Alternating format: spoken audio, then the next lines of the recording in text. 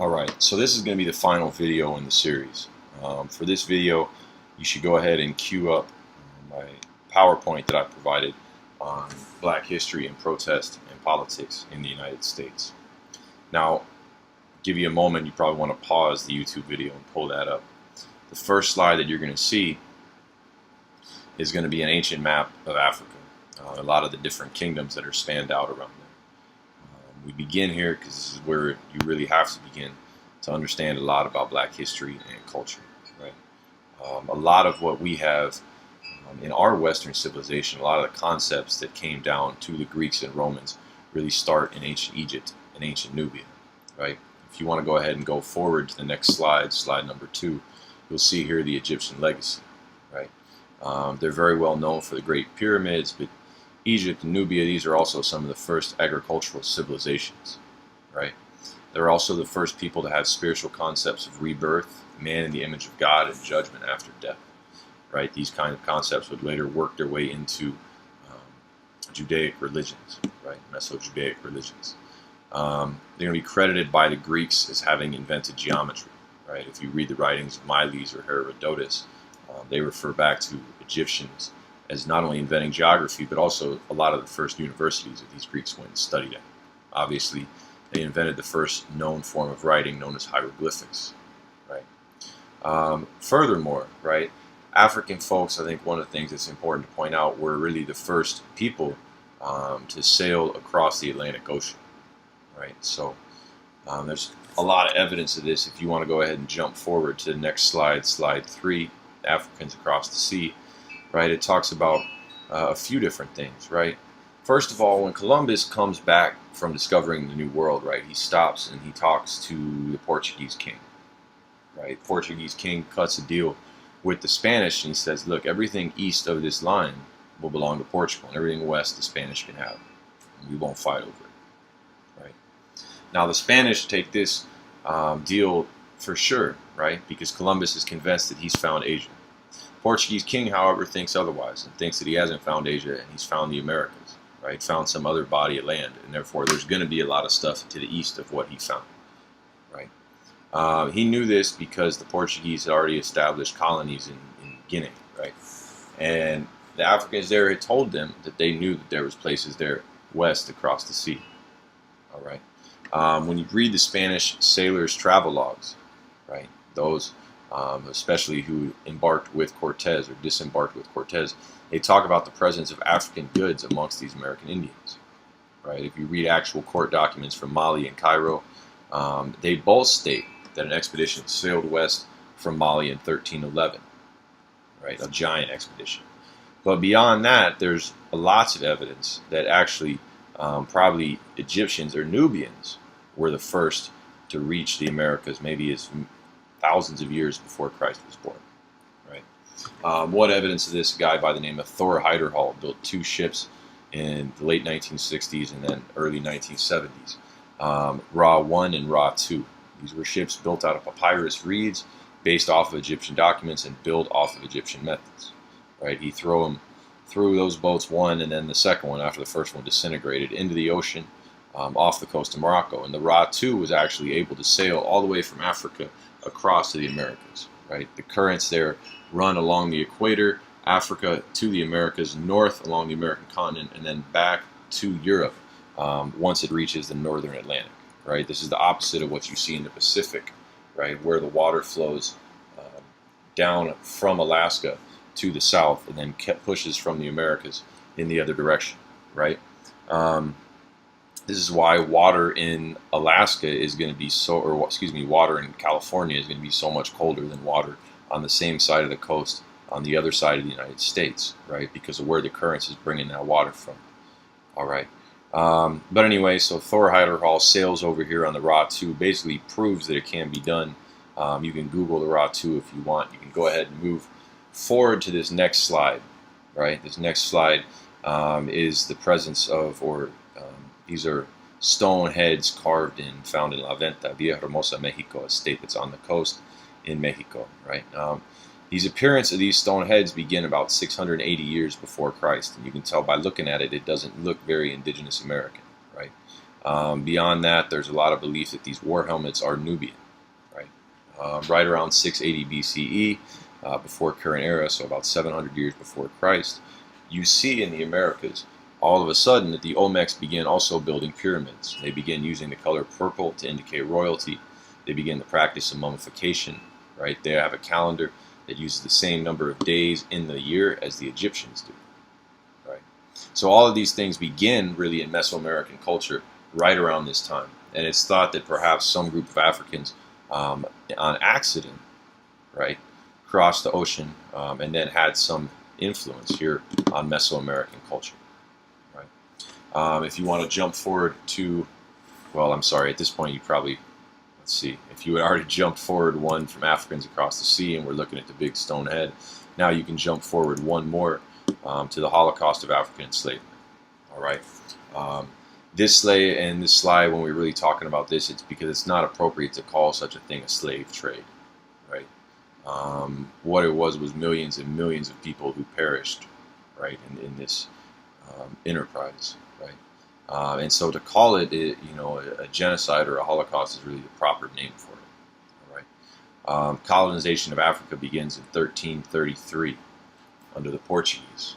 By 1405, the Spanish had also arrived in the Canary Islands. By 1494, Portugal had entered into several agreements with West African states. It took them quite a while to push into the interior of Africa. By that time, the 1500s, then you see more European states piling on. The Portuguese obviously were there, but now you're starting to see the British, the French, the Dutch. Okay, the United States has taken part in this trade as well. Eventually, over 12 million Africans would be sent across the Atlantic. In 1807, it's going to be outlawed in England.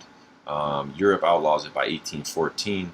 The last ship with enslaved Africans arrives in 1859 in the United States. So if you want to move forward to the next slide, this shows you the populations, right? Blue population of African Americans is going to be in 1680. The red population of African Americans is going to be in 1740, all right? Again, we don't have precise estimates for European Americans here, but what you can see is that populations of African Americans here on the continent is exploding through this time. All right. You can jump ahead to the next slide, right? In 1860, at the start of the Civil War, we had 4.4 million African Americans in this country, or roughly 14% of the total population, which is more or less the same percentage of the population that we see today. All right. During the Civil War, we see the passage of the 13th Amendment, which bans slavery, the 14th Amendment, which says states cannot deprive due process or equal protection under the law. All right, so basically granting full citizenship. The 15th Amendment says the right to vote cannot be denied because of race, which was passed in 1870. All right, neither black nor white women will get the right to vote in this country until 1919. Okay. After the Civil War, you can go ahead and skip next to the next slide, the one entitled Reconstruction. A period of military rule encompasses the South. This period is known as Reconstruction. During this time, African Americans make huge political advances. The majority of South Carolina's lower house, for example, was African American. African Americans were elected to all state congresses, and 22 House and Senate members at the federal level during this time were African American. All right. The goals of Reconstruction were to reintegrate black folks into political life and to rebuild the Southern economy. Right. This brief experiment in democracy ends with the Hayes-Tilden Compromise of 1877. All right. Basically, what happens is Rutherford B. Hayes is the Republican candidate, the party of Lincoln, the party of Reconstruction. Right. He loses the election, loses the popular election, and loses it by a number of electoral votes. But it is a contested election.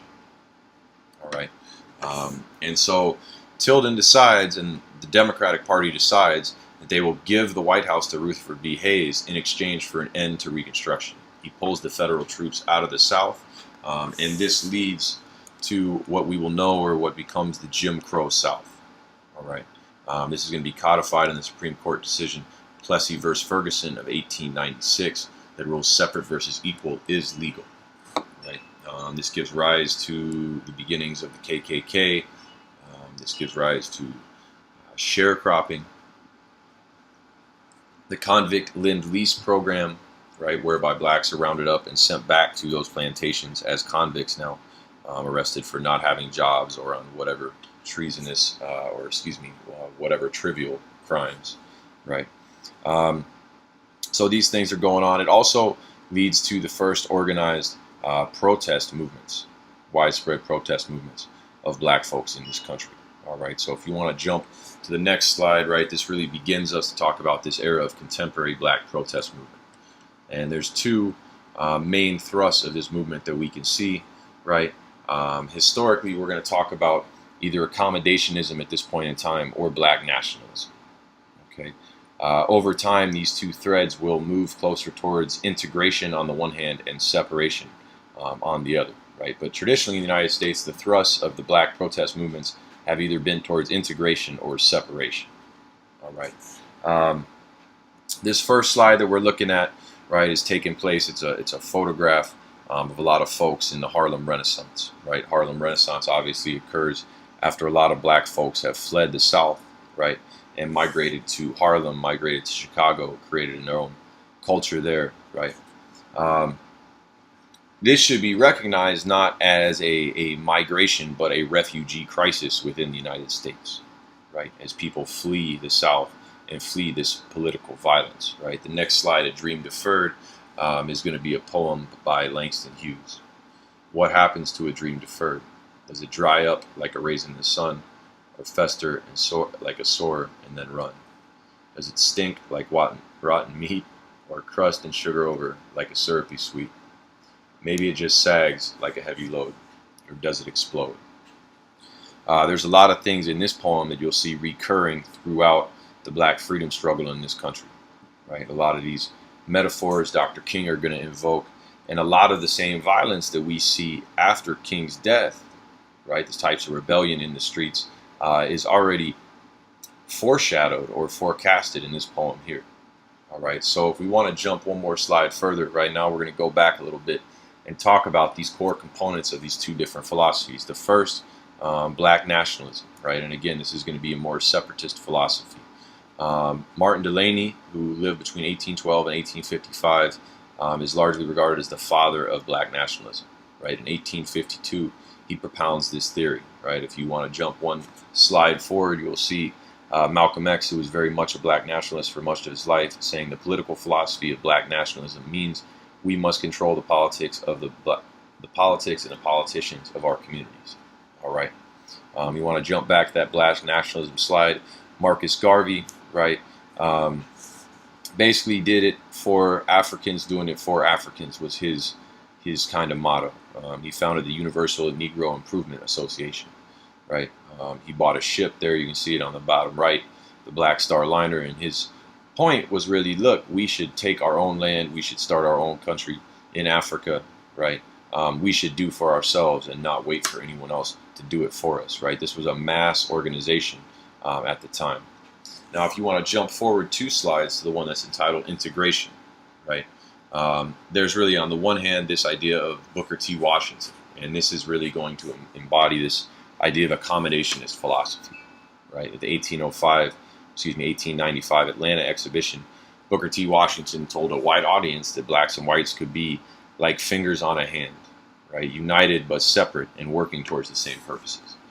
He founded the Tuskegee Institute that encouraged black folks to take up agricultural labor and to train them in agricultural labor. Booker T. Washington said to cast down your bucket where you find yourself, meaning go to work on whatever backcountry rural spot you ended up being at. W.E.B. Du Bois struck a middle way between these two philosophies. He preached an idea of revolt, accommodation, self-realization, and self-development. Du Bois originally would propound a theory of the talented tenth, through which a small group of black intellectuals rose to prominence to help guide the freedom struggle. Du Bois would live to be over 100 years old and actually die on the anniversary of the March on Washington as a citizen of Ghana, right? And he will play into some events moving forward. He was the leader of the NAACP for a long time. If you jump to the next slide, it's going to be talking about the Black Women's Club movement. Any talk of black movement within black struggle in this country has to orient itself within the struggle that women have made, right? Going back Really, around the turn of the century, there was a strong network of charitable organizations to respond in cases of lynching. All right, the National Association of Colored Women was existed and was around in 1896. Right, spawns out of this Black Women's Club movement. The National Association of Colored Women was founded by such people as Harriet Tubman, Ida B. Wells, Mary Church Taylor, and Josephine Ruffin. By World War II, it had 300,000 members. Right, it's important to note that the National Association of Colored Women precedes the National Association, the founding of the NAACP, the National Association for Colored People, which is founded in 1909. All right, comes out of the Niagara movement, which takes place in Ontario because they can't get a hotel in this country. Right, the founders included W.E.B. Du Bois, as we mentioned, Ida B. Wells, Mary White Ovington. Right, in this next slide, all right. We're going to talk about the civil rights movement. Okay, this next slide is going to be somewhat graphic. Looking down there on the left, this is a photo of Emmett Till. All right, Emmett Till was lynched on August 28th, 1955. All right, Emmett Till was 14 years old at the time. He was accused of whistling, maybe, or looking at a white girl. I think she recently recanted all of her testimony. Right. They might have just walked by each other, but grown men came and pulled this boy out of his house, choked him out with some barbed wire, beat him, right, burned him perhaps, threw him in the river. His mother refused to have a closed casket service and demanded that there was an open casket funeral. This photo here that you're looking at ran on the cover of Jet magazine. Right. Black sociologist by the name of Harold Cruz put forward this idea of collective insanity. Because lynchings were not quiet events in the middle of the night. They were huge public occurrences, right? That children would go to oftentimes. To describe how a society could get to this point, similar explanations have been put forward to Nazi Germany, right? But this date, August 28, 1955, is important because it marks, not only is it Emmett Till's death, but it marks the start of the civil rights movement, all right? Now, it's important to note that in 1954, Brown versus Board of Education is passed desegregating schools. But the civil rights movement still has to take place in order to achieve equality. Right? So if you want to go to the next slide now, it's going to talk about a few things from the civil rights movement. First, December 1955, Rosa Parks begins the Montgomery bus boycott. All right, one of the important things about this is Rosa Parks almost always presented as you see that photo of her historic ride on the bus, and it gives you this idea that maybe she just was so tired from her day at work that she just couldn't make it to the back of the bus, right? She was young, as I said, she was 45. She was by no means an old woman. She did this, and she had trained at the Highlander School, which was a school for activists at the time. She was nominated by a large group, the entire group that was involved in the boycott, to be the test case, right? So it didn't just happen. It was a large planned movement, right? Other notable exceptions, the Southern Christian Leadership Coalition is formed. Right, 1957, Dr. King and a number of other congregations throughout the South. Spin-off of this is going to be the Student Nonviolent Coordinating Committee. You have such things, sit-ins, people going into lunch counters and desegregating them, right, forcefully or just with their bodies, right. Freedom rides, buses being desegregated and traveling through the South, which at the time was illegal. So this is going to be willful breaking of the law. All right, civil disobedience, as Dr. King would call it, right? If you want to go to the next slide, some of the concrete legislation that comes out of this, right? The Civil Rights Act of 1964 bans racial discrimination in public places. The Voting Rights Act of 1965 ends voting tests. Civil Rights Act of 1968 bans racial discrimination in public housing. And the 24th Amendment bans a poll tax in federal elections. All right, the next slide, we'll talk about what kind of brings about the close of the civil rights movement. February 21st, 1965, you have the assassination of El-Hajj Malik al-Shabazz, formerly known as Malcolm X. Right, at this point in time, he had left the Nation of Islam. He was working with the Organization of African American Unity. He had been under surveillance by the FBI. The FBI understood that he was targeted by the Nation of Islam and left him unguarded. Right, usually when there's death threats on people in public places, especially in this case, when he spoke, there was going to be a detachment of NYPD there.